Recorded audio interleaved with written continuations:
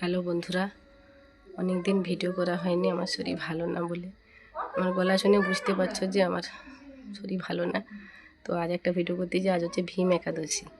তো আজ ভীম একাদশীতে মুগ সিদ্ধ খেতে হয়। দেখো, তো আমাদের মুগ সিদ্ধ হবে, আমি বসাচ্ছি। দেখো, এই দেখো বন্ধুরা, এই যে মুগ ভিজিয়ে রাখছিলাম, এই যে প্রেসারে সিটি মারবো। আর এই যে রাঙা আলু আর আলু কেটে দিচ্ছি, এটা দিয়ে মুগ সিদ্ধ আমি বসিয়ে দিই। আর এতে একটু নুন আর হলুদ দিয়ে দেবো। তো দেখো বন্ধুরা, ওই যে আমি নুন হলুদ দিয়ে দিয়েছি।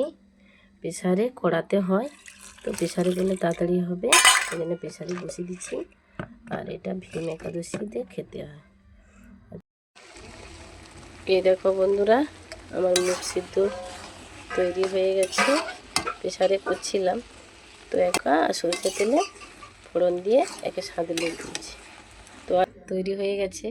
তো আজকের দিনে কাদের কাদের বাড়িতে এরকমই মুগ সিদ্ধ খাচ্ছ তোমরা সবাই কমেন্ট করে জানিও। ভীম একাদশীর অনেকে বার করে, তো এই বারের জন্য অনেকে এটা খায় মুগ সিদ্ধ। আমাদের বার করিনি, তো এটা করা হয়।